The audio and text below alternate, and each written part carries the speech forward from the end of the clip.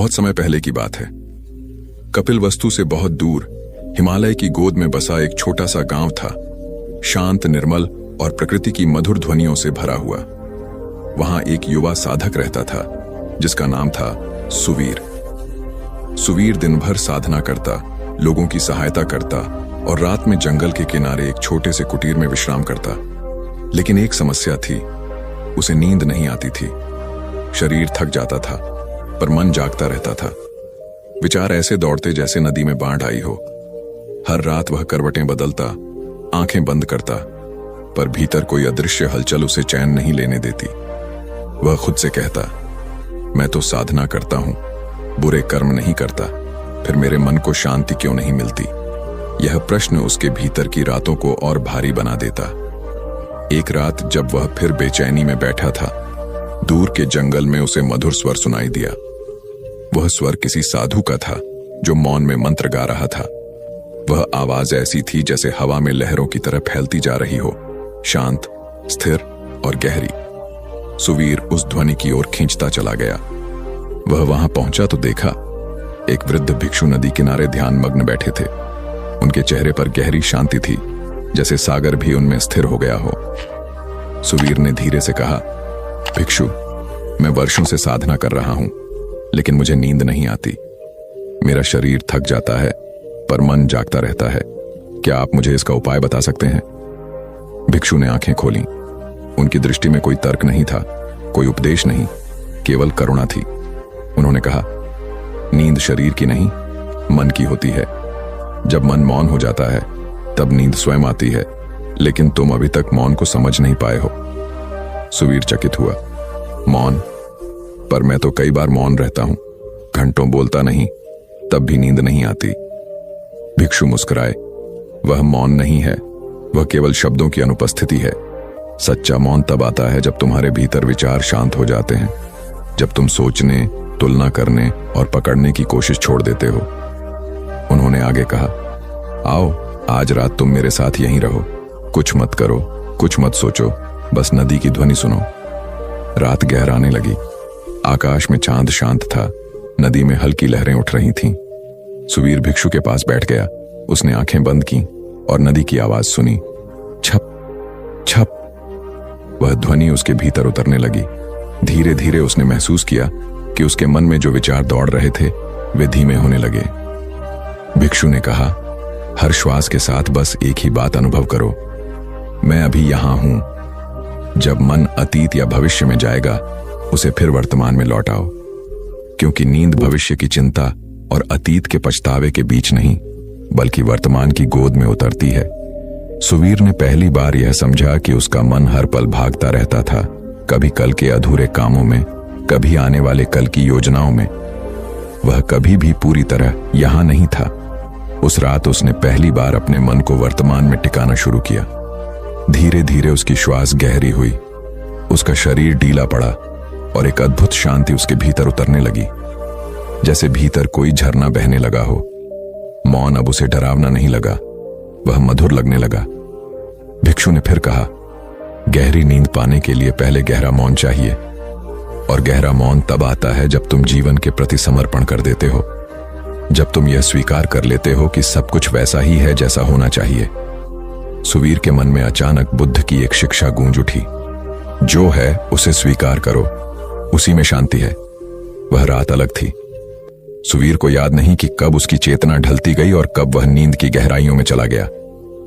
सुबह जब सूर्य की पहली किरण उसके चेहरे पर पड़ी, वह उठा तो उसके भीतर एक नई ताजगी थी। वर्षों बाद उसने ऐसा सुकून महसूस किया था। भिक्षु मुस्कुराए। देखो, नींद तुम्हारे पीछे आई क्योंकि तुमने उसका पीछा करना छोड़ दिया। मौन का रहस्य यही है, जो चीज तुम्हें चाहिए उसे पाने की कोशिश मत करो, उसे आने दो। जैसे पक्षी को पकड़ने की जगह तुम अपनी हथेलियां खोल दो, वह स्वयं आ बैठेगा। सुवीर ने पूछा, गुरुदेव, क्या यह मौन ध्यान से आता है? भिक्षु बोले, ध्यान केवल माध्यम है, मौन ध्यान का फल नहीं, जीवन का स्वभाव है। जब तुम हर चीज को बिना विरोध, बिना अपेक्षा, बिना नियंत्रण के देखने लगते हो, तब भीतर मौन खिलता है। और जब मौन खिलता है, तब नींद भी फूल की तरह तुम्हारे पास उतर आती है। वह शब्द सुवीर के जीवन का मंत्र बन गए। उसने हर रात सोने से पहले वही अभ्यास शुरू किया। वह कुछ नहीं करता, केवल अपनी सांसों को देखता, अपने विचारों को गुजरते बादलों की तरह आने जाने देता। धीरे धीरे वह इतना शांत हो गया कि नींद उसके लिए अब कोई समस्या नहीं रही। दिन बीतते गए।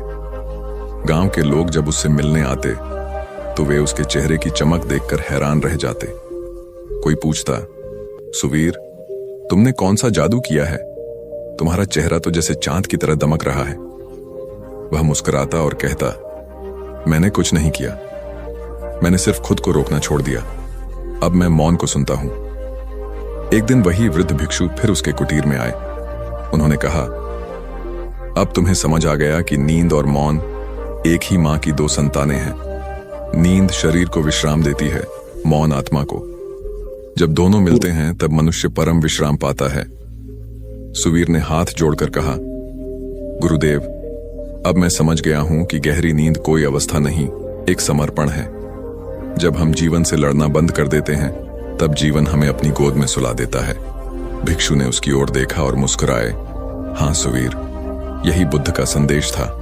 वे कहा करते थे, जो जागृत है वही सच्ची नींद में सोता है, क्योंकि उसकी नींद भी ध्यान होती है, उसका मौन भी संगीत। रात फिर उतरी। सुवीर ने अपनी आंखें बंद की। उसने न कोई मंत्र जपा, न कोई प्रार्थना की, बस नदी की आवाज सुनी, हवा का स्पर्श महसूस किया और अपने भीतर उतर गया। धीरे धीरे उसके विचार ढलने लगे। उसका मन शांत हुआ। भीतर से जैसे कोई मधुर स्वर उठा, सब ठीक है, सब ठीक है। और उसी क्षण वह गहरी निर्मल नींद में चला गया। ऐसी नींद जहां कोई सपना नहीं, कोई भय नहीं, केवल शांति थी। उस रात उसकी आत्मा ने समझा, गहरी नींद का रहस्य मौन में है और मौन का रहस्य स्वीकृति में। जब हम जीवन को वैसे ही स्वीकार लेते हैं जैसे वह है, तब नींद केवल रात में नहीं आती, वह हर पल हमारे भीतर जागृत रहती है। वर्षों बाद लोग सुवीर को मौन साधक कहने लगे। उसका कुटीर ध्यान स्थलों में प्रसिद्ध हो गया। दूर दूर से लोग वहां आते और जब वे वहां से लौटते तो उनके चेहरों पर वही शांति होती जो सुवीर के चेहरे पर थी। एक दिन एक नवयुवक उससे पूछ बैठा, गुरुदेव, क्या आप मुझे गहरी नींद पाने का रहस्य बता सकते हैं? सुवीर ने मुस्कुराकर वही कहा जो कभी उसे उसके गुरु ने कहा था, गहरी नींद पाने के लिए पहले मौन को समझो। जब मन शांत हो जाएगा तो नींद खुद तुम्हारे द्वार पर दस्तक देगी। और उस दिन से उस नवयुवक की भी रातें सुकून भरी हो गईं। समय बीत गया, पर सुवीर का संदेश युगों तक गूंजता रहा। गहरी नींद कोई तकनीक नहीं, यह आत्मा का विश्राम है। जब तुम अपने भीतर मौन को जगाते हो, तब ब्रह्मांड तुम्हें अपनी गोद में सुला देता है। और उस मौन की गहराई में हर आत्मा अंततः वही अनुभव करती है जो बुद्ध ने किया था, कि जब मन शांत हो जाता है तो समूचा अस्तित्व एक लोरी बन जाता है और तब नींद नहीं आती, वह तुम्हारे भीतर हो जाती है। बहुत समय पहले की बात है, जब बोध गया कि धरती पर शांति का साम्राज्य था। चारों ओर हरे पेड़ों की छाया, नदी की मंद लहरों की सरगम और पक्षियों का मीठा गान वातावरण को जैसे किसी अदृश्य संगीत से भर देता था। उसी पवित्र भूमि पर गौतम बुद्ध अपने शिष्यों के साथ ठहरे हुए थे। वह समय वर्षा ऋतु का था, जब हर जीव अपने भीतर लौटता है, जब धरती भी अपने घावों को भरने लगती है। बुद्ध उस समय मौन साधना में थे। रात का समय था, चंद्रमा आसमान में पूर्ण रूप से खिला हुआ था और उसकी चांदी जैसी रोशनी बांस के पेड़ों पर गिर रही थी। सारी सृष्टि जैसे एक शांत लोरी में डूबी हुई थी। लेकिन उसी मठ में एक भिक्षु था, सुजाता। उसकी आंखें बंद नहीं हो रही थीं। वह करवटें बदलता रहा, पर नींद उससे जैसे रूठ गई थी। उसका मन विचारों से भरा हुआ था। दिन भर की बातें, लोगों के शब्द, भविष्य की चिंता और अपने पिछले जीवन की यादें। नींद उसके पास आती, लेकिन फिर अचानक किसी चिंता का विचार उसे जगा देता। सुजाता ने कई बार आंखें बंद की, सांसों पर ध्यान लगाया, पर हर बार भीतर से कोई आवाज उठती, तू अब तक क्यों नहीं जागा? वह परेशान होकर उठ बैठा और बुद्ध के ध्यानस्थ रूप को देखने लगा। बुद्ध शांत बैठे थे, आंखें बंद, चेहरा पूर्ण शांति में डूबा हुआ, जैसे भीतर कोई लहर ना हो। उस शांति को देखकर सुजाता के मन में प्रश्न उठा, भगवान इतनी गहरी नींद और शांति में कैसे रहते हैं? क्या उनका मन कभी जागता नहीं? अगली सुबह जब सूरज की पहली किरणें बोधि वृक्ष की पत्तियों पर पड़ी तो बुद्ध धीरे धीरे अपने ध्यान से बाहर आए। उनके चेहरे पर वही चिढ़ परिचित सौम्यता थी। सुजाता ने उनके चरणों में झुककर कहा, भंते, मैं पूरी रात सो नहीं सका। मेरे भीतर शोर है। मैं जितना सोने की कोशिश करता हूं उतनी ही मेरी आंखें खुल जाती हैं। मैं यह रहस्य जानना चाहता हूं कि आपकी नींद इतनी गहरी, इतनी सुकून भरी कैसे होती है। बुद्ध ने मुस्कुराते हुए कहा, सुजाता, तुमने रात में कितनी बार करवट बदली? सुजाता ने कहा, गिन नहीं सका प्रभु। बुद्ध ने कहा, और हर करवट में क्या तुम अपने मन को शांत कर पाए? नहीं प्रभु, हर करवट के साथ विचार और भी तेज हो गए। बुद्ध ने अपनी आंखें आधी मूंद लीं और बोले, यही अंतर है तुम्हारी और मेरी नींद में। तुम सोने से पहले मौन नहीं होते, इसलिए तुम्हारा शरीर सोता है पर मन जागता रहता है। मैं पहले मौन में उतरता हूं, फिर नींद अपने आप आती है। जब मन शांत हो जाता है तो नींद किसी वरदान की तरह उतरती है। सुजाता ने विस्मित होकर पूछा, मौन में उतरना क्या होता है भंते? बुद्ध ने धीरे धीरे उत्तर दिया, मौन का अर्थ केवल बोलना बंद करना नहीं है, बल्कि भीतर के शोर को शांत करना है। वह शोर जो बीते कल की यादों से आता है, वह शोर जो आने वाले कल की चिंताओं से उपजता है। जब तुम उन दोनों को छोड़ देते हो तो मौन प्रकट होता है, और जब मौन आता है तो नींद किसी कमल की तरह खिल जाती है। उस दिन के बाद सुजाता ने बुद्ध के निर्देशों का पालन करना शुरू किया। शाम होते ही वह नदी किनारे जाकर बैठता। पहले कुछ देर चुप रहता, फिर अपनी सांसों को देखता। जैसे जैसे सांसें गहरी होती, वैसे वैसे भीतर का कोलाहल कम होने लगता, लेकिन पुरानी आदतें जल्दी नहीं जाती। जब भी वह शांति पाने लगता, कोई पुरानी स्मृति उभर आती। मां की मृत्यु का दृश्य, गांव के झगड़े या किसी मित्र की कही बात। उसका मन बार बार उन घटनाओं में उलझ जाता। एक रात वह बुद्ध के पास गया और बोला, भंते, मैं मौन होना चाहता हूं, पर मेरे भीतर का शोर बढ़ता ही जा रहा है। मैं अपने अतीत से मुक्त क्यों नहीं हो पा रहा? बुद्ध ने कहा, क्योंकि तुम अतीत को मिटाना चाहते हो, और जो मिटाने की कोशिश करता है वह उसे और गहरा बना देता है। मौन का अर्थ भागना नहीं, स्वीकार करना है। जब तुम अपने दर्द को, अपने विचारों को बिना विरोध के स्वीकार कर लेते हो, तभी वह अपना अस्तित्व खो देता है। बुद्ध ने उसे एक कहानी सुनाई।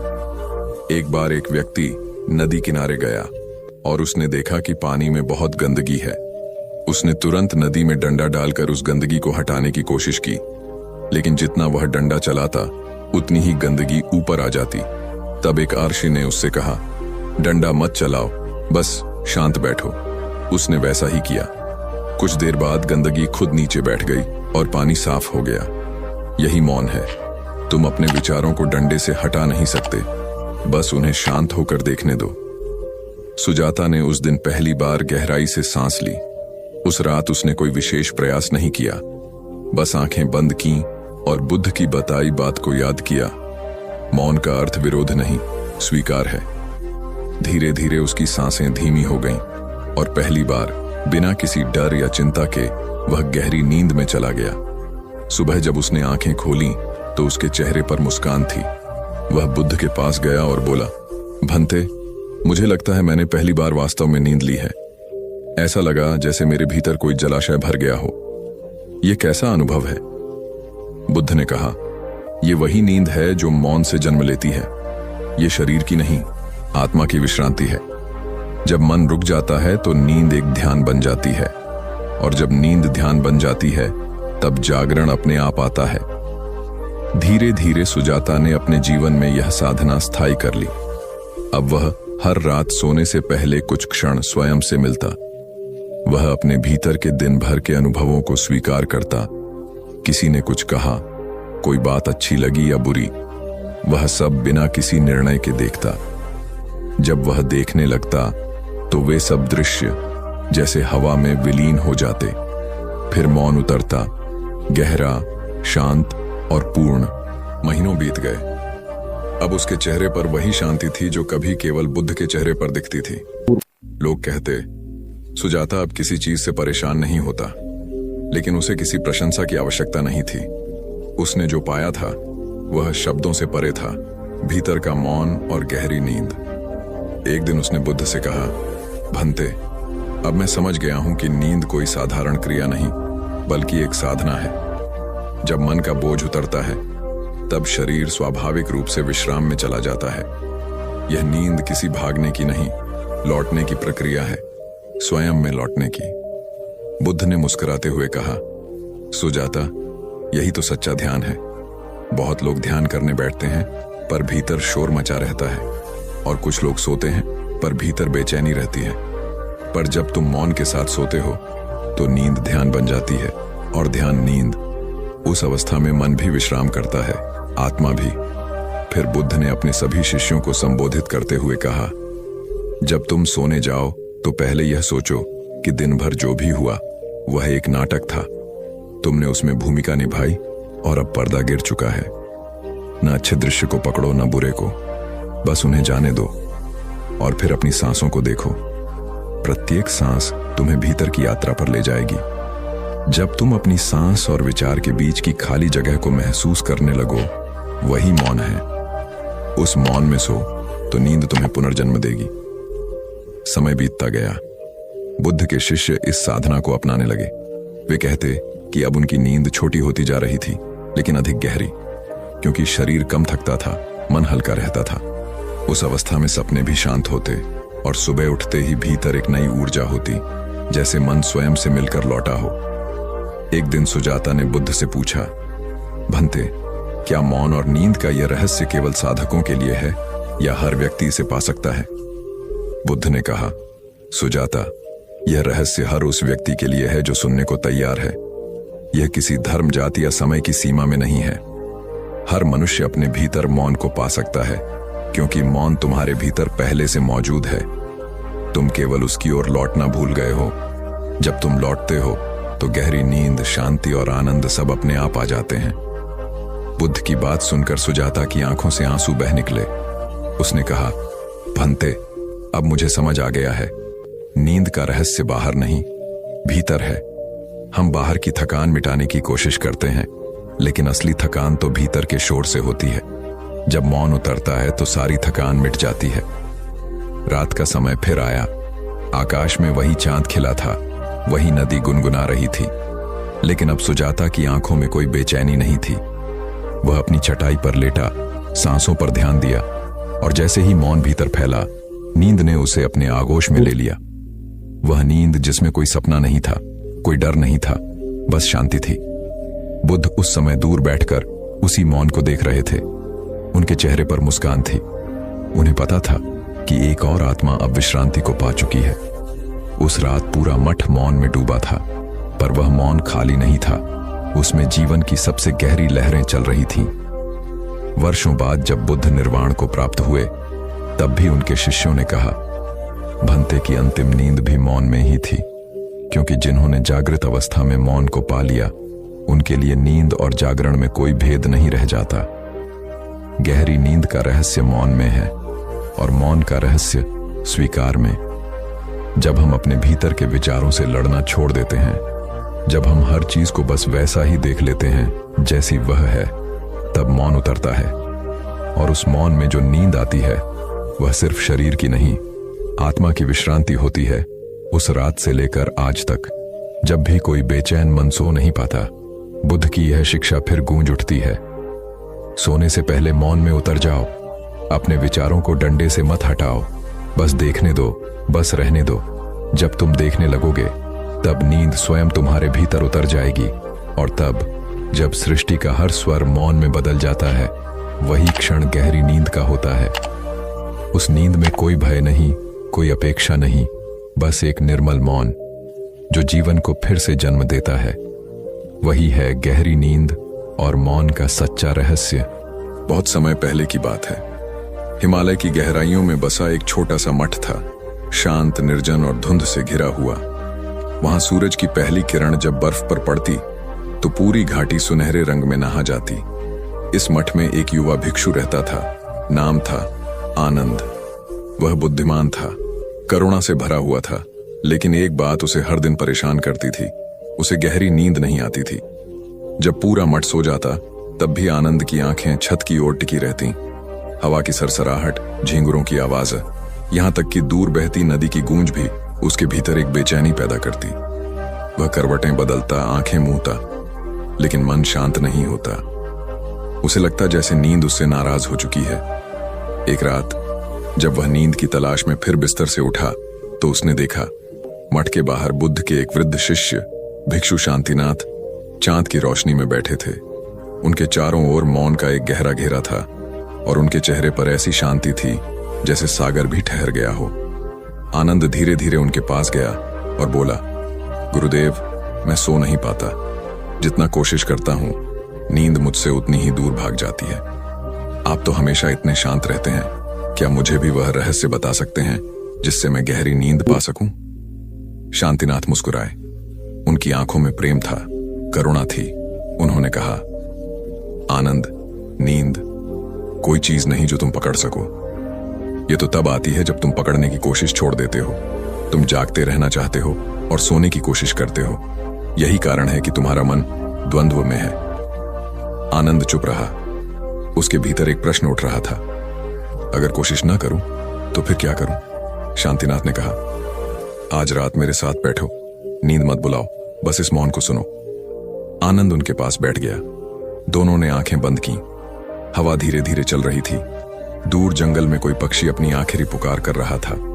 चांद की चांदी सी रोशनी बर्फ पर बिखरी हुई थी। शांतिनाथ बोले, हर चीज का एक संगीत होता है, यहां तक कि मौन का भी। नींद का रहस्य मौन में छिपा है, न कि अंधकार में।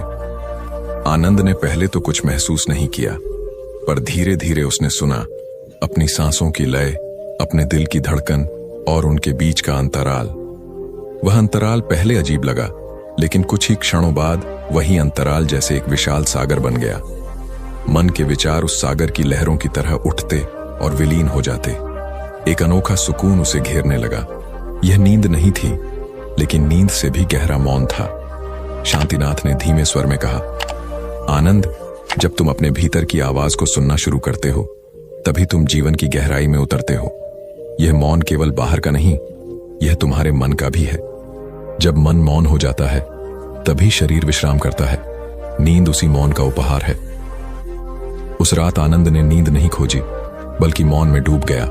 और जब सुबह आंखें खुली तो उसे लगा जैसे वह किसी गहरी यात्रा से लौट कर आया हो। उसका चेहरा शांत था, मन हल्का था और भीतर से एक नई ऊर्जा फूट रही थी। कई दिनों तक उसने वही अभ्यास किया। हर रात वह मौन में बैठ जाता, बिना किसी अपेक्षा के। पहले पहल विचार आते, भविष्य की चिंता, अतीत की यादें, अपनों की बातें, लेकिन वह बस देखता रहता। धीरे धीरे उन विचारों का असर घटता गया। मन जैसे किसी शांत झील में बदलने लगा। उसे एहसास हुआ कि नींद किसी जादुई औषधि से नहीं आती, बल्कि जब हम मन को ठहराना सीखते हैं तभी वह आती है। एक दिन आनंद ने बुद्ध के दर्शन करने की ठानी। वह उनके आश्रम पहुंचा और प्रणाम करते हुए बोला, भगवान, मैंने नींद का रहस्य जान लिया है। यह मौन है, लेकिन मैं समझना चाहता हूं, मौन इतना शक्तिशाली क्यों है? बुद्ध मुस्कुराए। उन्होंने अपने कोमल स्वर में कहा, मौन केवल शब्दों की अनुपस्थिति नहीं है आनंद, यह मन की शांति की उपस्थिति है। जब तुम मौन में उतरते हो तो तुम स्वयं को सुनते हो, और जब स्वयं को सुन लेते हो तब सारी बेचैनियां मिट जाती हैं। गहरी नींद उसी का परिणाम है। यह कोई अभ्यास नहीं, बल्कि समर्पण है। जिस क्षण तुम छोड़ देते हो, उसी क्षण नींद आती है। बुद्ध ने पास रखे जल के कटोरे की ओर इशारा किया। उन्होंने कहा, इस जल को देखो। जब इसमें हलचल होती है तो तुम अपना प्रतिबिंब नहीं देख सकते, लेकिन जब यह शांत हो जाता है तो तुम्हारा चेहरा साफ दिखाई देता है। यही मन का स्वभाव है। जब मन शांत होता है तब जीवन का असली चेहरा दिखाई देता है, और वही क्षण सबसे गहरी नींद का होता है, जहां मैं भी सो जाता है। आनंद ध्यान से सुनता रहा। बुद्ध ने आगे कहा, मनुष्य की सबसे बड़ी भूल यह है कि वह हर चीज को पाने की कोशिश करता है, ज्ञान, प्रेम, सफलता और यहां तक कि नींद भी। लेकिन नींद और मौन पाने से नहीं, छोड़ने से आते हैं। जब तुम स्वयं को छोड़ देते हो तभी तुम्हें सच्चा विश्राम मिलता है। उस रात आनंद वापस लौटा। उसने कोई प्रयास नहीं किया, बस बिस्तर पर लेट गया और अपनी सांसों को महसूस करने लगा। हर सांस जैसे उसे भीतर गहराई में ले जा रही थी। हवा का हर झोंका उसे सहला रहा था। वह पूरी तरह समर्पित था। कुछ ही क्षणों में विचारों का शोर धीमा पड़ गया। मौन ने उसे अपनी गोद में ले लिया और फिर नींद आई। ऐसी नींद जो केवल शरीर को नहीं, आत्मा को भी विश्राम देती है। सुबह जब सूरज की किरणें उसकी आंखों पर पड़ी तो वह मुस्कुराया। अब वह समझ चुका था कि नींद केवल आंखों के बंद होने से नहीं आती, बल्कि मन के शांत होने से आती है। वह हर उस व्यक्ति को यह सिखाने लगा जो बेचैन था, जो रात भर करवटें बदलता था। वह कहता, गहरी नींद पाने के लिए तुम्हें कुछ नहीं करना है, बस अपने भीतर उतरना है। अपनी सांसों को सुनो, अपने विचारों को देखो और फिर सब कुछ छोड़ दो। मौन को महसूस करो, क्योंकि वही सबसे सुंदर लोरी है जो आत्मा को सुला देती है। समय बीतता गया। आनंद अब वृद्ध हो चुका था, लेकिन उसका चेहरा अब भी उस मौन की गहराई ले हुए था। लोग उसे देखकर कहते, यह व्यक्ति जागते हुए भी सोया हुआ लगता है। और सच भी यही था। उसने ऐसा मौन पा लिया था जो जागृत अवस्था में भी नींद की शांति देता था। एक दिन जब वह ध्यान में बैठा था, सूर्य अस्त हो रहा था। पक्षी अपने घोंसलों की ओर लौट रहे थे। वह धीरे से मुस्कुराया और बोला, मौन ही सबसे सच्ची नींद है और नींद ही सबसे सच्चा मौन। यह कहते हुए उसकी सांसें शांत हो गईं और वह उसी गहरी शांति में विलीन हो गया जिसे वह जीवन भर समझता रहा था। उसके जाने के बाद मठ के भिक्षु कहते हैं कि जब रात बहुत शांत होती है तो अभी भी उस घाटी में एक मधुर कंपन सुनाई देता है, मानो कोई कह रहा हो, मौन में उतर जाओ, वहीं तुम्हारा सुकून है, वहीं तुम्हारी नींद है। गहरी नींद का रहस्य किसी तकिए या कमरे में नहीं, बल्कि उस मौन में है जो हमारे भीतर सोया हुआ है। जब हम उस मौन को जगा लेते हैं तब नींद हमें ढूंढने लगती है। वही है गहरी नींद और मौन का रहस्य, जहां विचार सो जाते हैं और आत्मा जाग जाती है। बहुत समय पहले की बात है। बोधगया के पास एक शांत वन था, जहां चारों ओर केवल हवा की सरसराहट और पक्षियों की मधुर चहचहाहट सुनाई देती थी।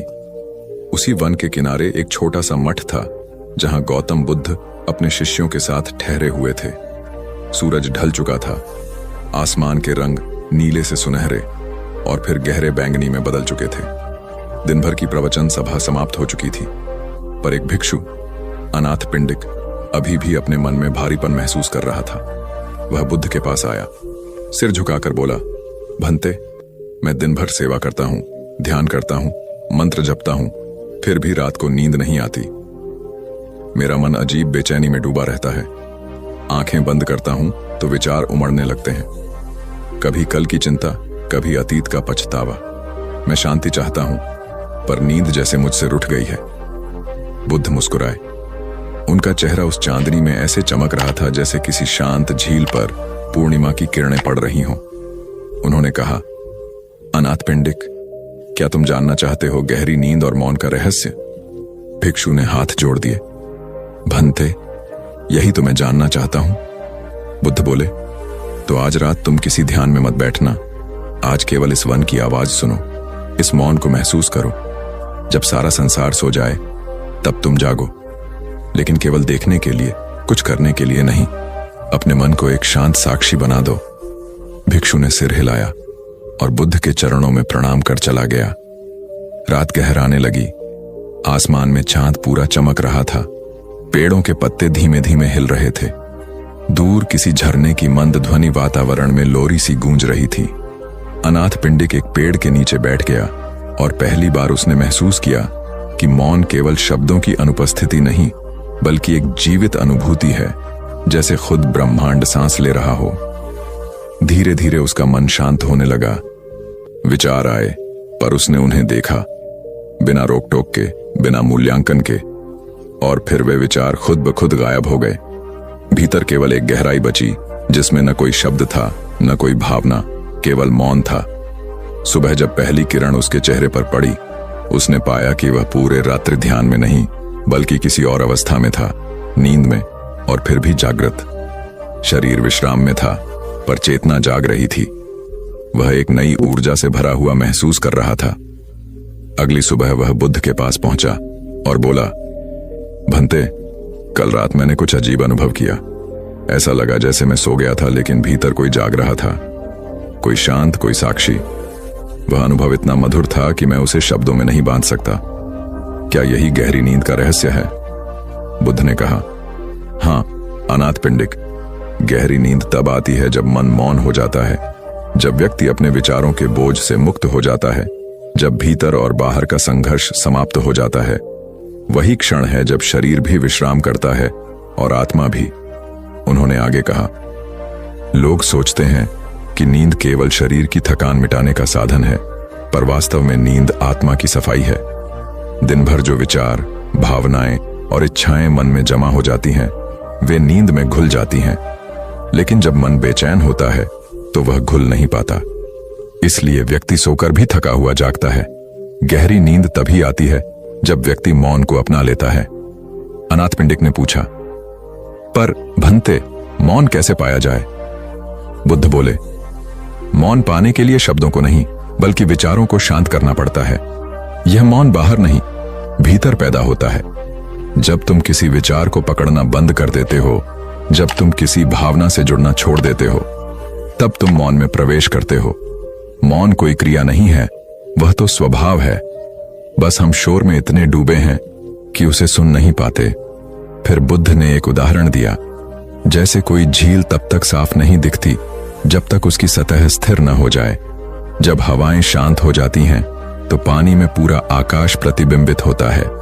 उसी तरह जब मन शांत होता है तो आत्मा का प्रकाश उसमें झलकता है, और वही झलक व्यक्ति को गहरी नींद में ले जाती है, ऐसी नींद जिसमें जागृति भी है।